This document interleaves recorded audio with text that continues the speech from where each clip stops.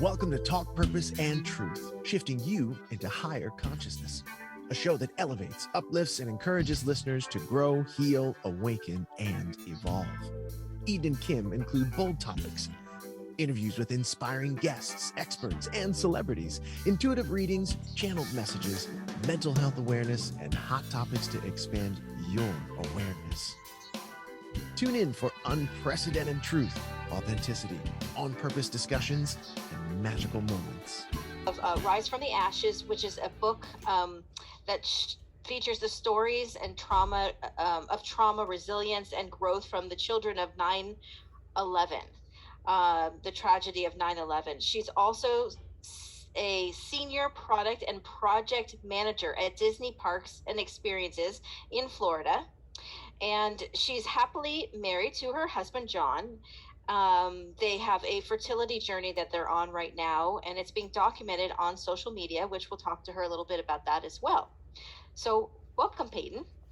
Thank you so much. It's my pleasure to be here, and thanks for having me. Yeah, welcome. I'm glad people get to see you because you have this like shining smile. So we get to feature you on our clips in our YouTube channel. Oh, thank you. Yeah, Eden, we never really mentioned the YouTube channel. We got to remind people to go to the YouTube channel because we're always talking about social media, and we also have a YouTube channel. So that can all be accessed through our website. So Peyton, what inspired you to write this compelling book, and can you tell us more about it and the story behind it? Like what brought you to writing the book? Absolutely. So it might seem strange. What is a Walt Disney World cast member doing writing a book about 9/11? But it's actually inspired by my husband's story. And, as an American, of course, 9/11 has a very special place in my heart. I don't think there's anyone who was alive at that time, American or not, who doesn't remember where they were. And I didn't know anyone who was personally impacted by 9/11 until I met my husband. I grew up in Allentown, Pennsylvania, which is only 2 hours from New York City, and still really didn't know many people affected in a personal way. But my husband and I, we started dating in 2013 over the summer. It was totally summer loving, and it extended into the fall and continued since we're married now. But I'll never forget that September. He took me out on a date on September 11th, and again, it's a significant day in the country's history. And I knew he had lost a parent, but I didn't know. I just never imagined it would have been in 9/11. So we were in a Bonefish Grill restaurant. I don't know if you're familiar with the chain, but it is so dark in that restaurant. And I was really glad for it because when he started sharing his story with me, it was hard to not cry and just be so moved by what he was sharing.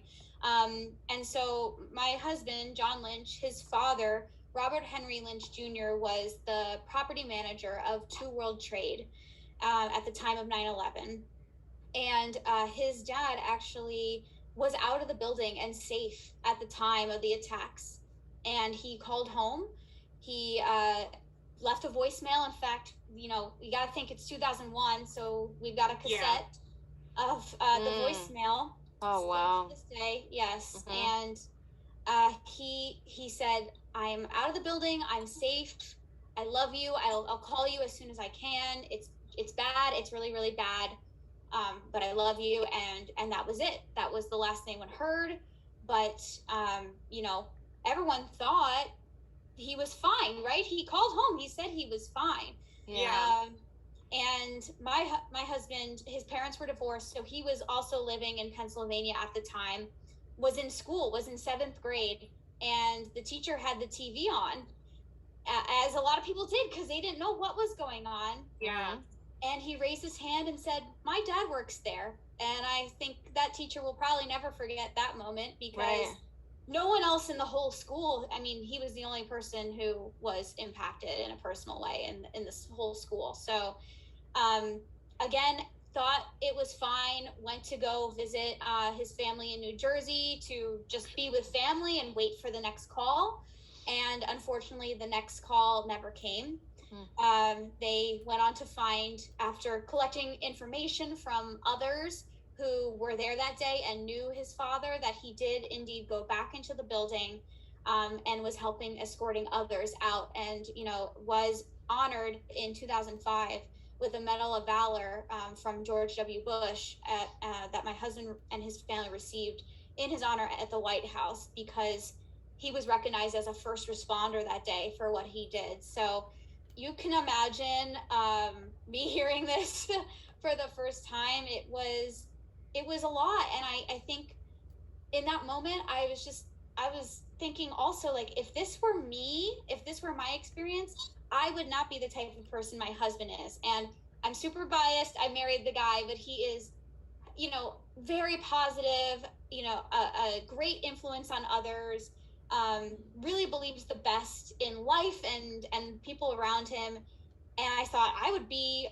a bitter, angry mess if this were my journey. And so I knew then, even so many years ago, when I first heard his story, that there was something special about him and something special about the resiliency that he's built over the past so many years. But then 2020 happened, and we all were sort of going through something.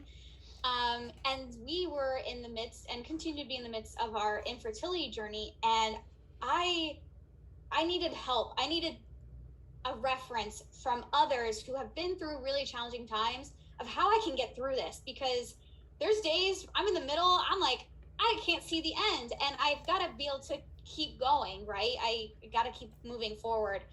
And so I just woke up one night, and it was 3 a.m.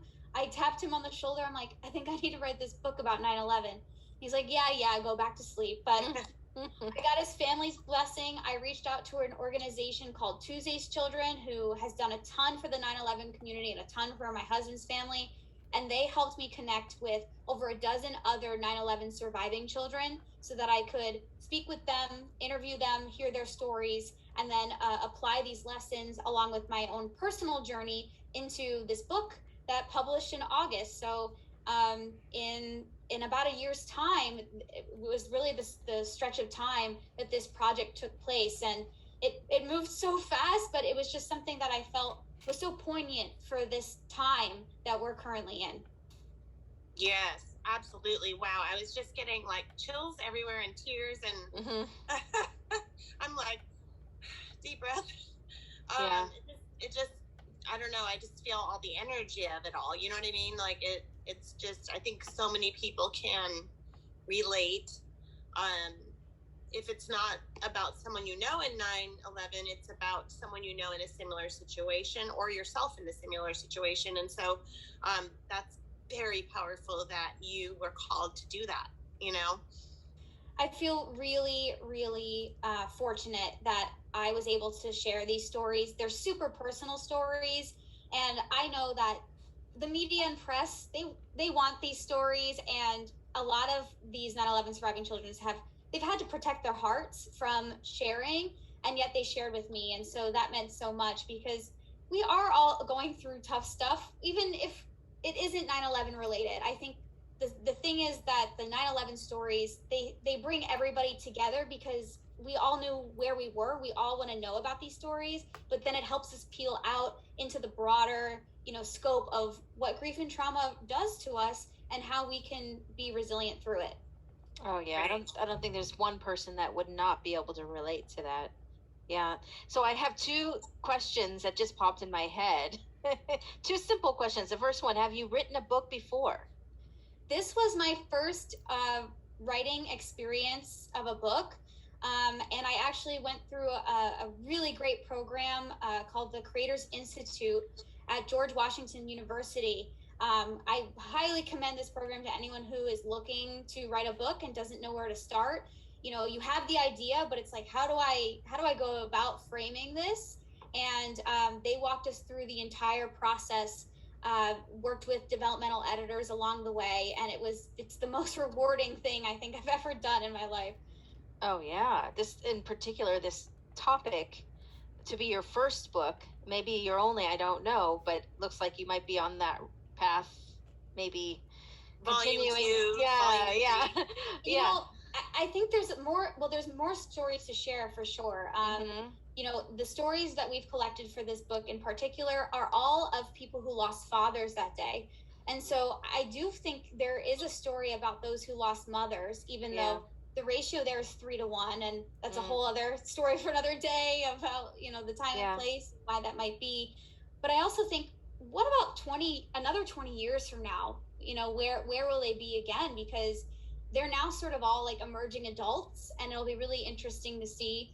But I don't know. I've got a few other tricks up my sleeve. Everyone, I've heard it a few times. They're like, I think this is the topic for your next book. And I'm like, all right, everybody, I just published one. Like, let me like, you know, just enjoy this moment for a bit, but you never know.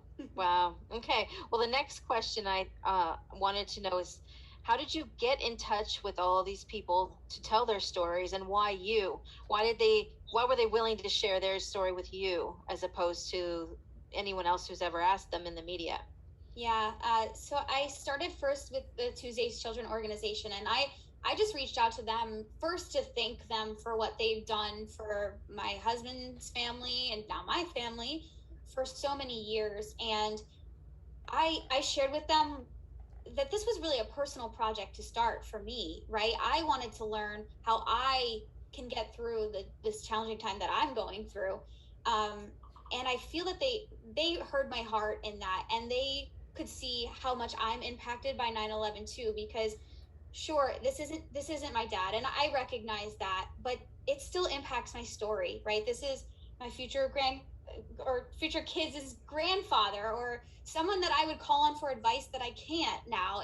And so, you know, my legacy is impacted as well. And I think that has been the biggest difference, is that there wasn't really an angle here or a story. I'm not trying to profit off of their story, which has been the case so many times before.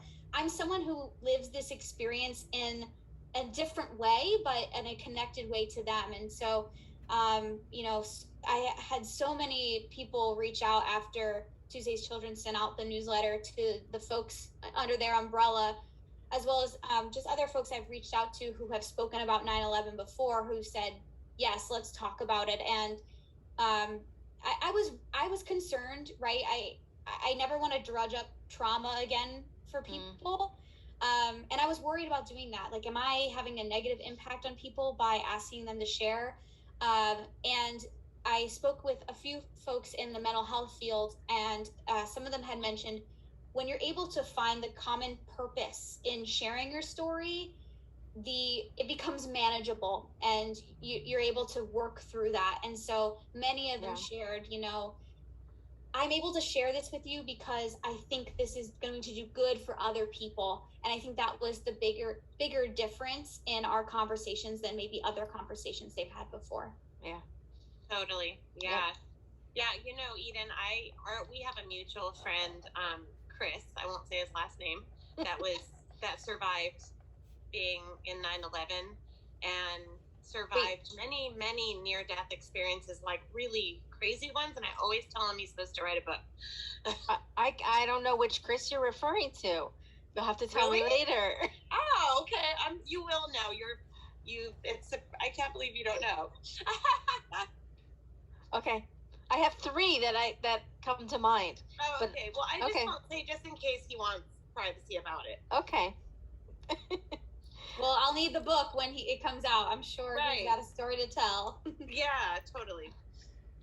Okay. So, well, this book seems like it's going to be so impactful, like you talked about, and helping people heal from all of their trauma. Is that what's your purpose, your mission for the book? Yeah. So my biggest goal for the book has been to raise funds for Tuesday's Children. Okay. And since launching the pre-sale that we had back in April, and then actually delivering on the paperback, which was in August, we have raised $5,000 for Tuesday's Children. So it's been an incredible feat. It's something I could have never done on my own, and it just shows the power of community. When people come together, it's really unstoppable. So that's what I hope to continue to do now that the paperback sales are in full swing. $1 of all paperback sales continue to go to Tuesday's Children, and we'll also be continuing to do that as we launch the hardcover and the audiobook next year. So very, very exciting. I was glad that we've had that momentum and hope it continues. Yeah, absolutely. Wow. Yes. So changing topics, you did mention this, but changing kind of gears here, you document your fertility journey quite openly on social media, and I feel like a lot of people can relate. I definitely know some close friends who can relate and have been or are going through that. I'm sure a lot of people are being helped by what you are vulnerably and authentically posting. Can you tell us a little bit of what it's been like for you? And it sounds like you're just so happily married and ready for a family. And so I know that this can be really a lot of, challenges when this happens. Yeah, and thank you for recognizing that. And we're beyond ready. We have been trying for 2 years now, and it's just something I never expected for my life. I'm the oldest of 5 kids, so you can imagine, like, why would I ever think fertility would be a challenge? Mm-hmm. And also, I got married in today's standards pretty young. I was 21 when we got married. And so we enjoyed our time together. I mean, and we still are, truly. But, within 4 years of being married, we were like, we're ready for this. And at 25, surely never thought I would have trouble getting pregnant. But here we are 2 years later. And in fertility years, while 27 isn't old, it's this industry and the whole bit of it does make you feel like your biological clock is ticking. So after about 6 months of trying, I could feel something was wrong, even though they say clinically, like, a year of trying in this age range, makes you infertile. I didn't feel right? We were being very intentional. There was no reason we should have an issue.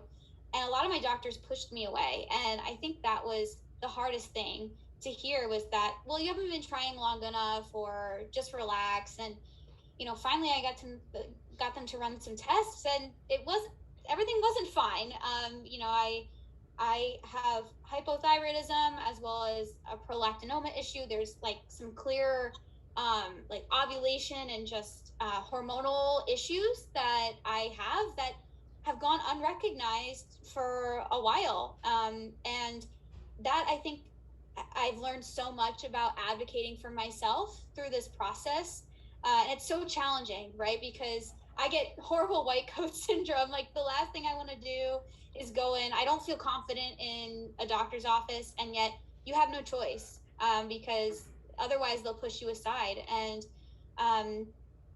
we moved on. After a year, we started trying in utero insemination, and we had 2 cycles of that, which failed, and a third, which was canceled, at which point we decided to move on to in vitro.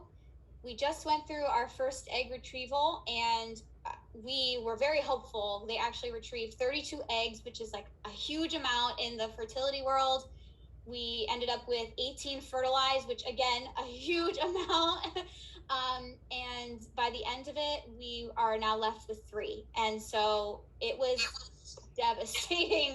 The past week here has been very interesting, because that was just not what we expected, but none of this has. And I think that has been another big learning for me, that this is completely out of my control, such as parenthood is as well, right? And so I know that I'm learning something in this, but it can be really challenging in the middle of it to understand why this is happening, or to even want to get out of bed. I mean, honestly, it's so consuming. And so that's what I've hoped to convey in sharing. I think a lot of people do see the bubbly personality, the smiling, and they just think nothing's going wrong for Peyton. She's fine. And I'm trying to normalize, that it's not always all fine. And it's okay to recognize that I've got a lot of great things in my life, but this is pretty crappy too. And this is hard. Thank you for listening to Talk Purpose and Truth podcast. Find out more at talkpurposeandtruth.com. And follow us at Talk Purpose Truth on Instagram and Facebook.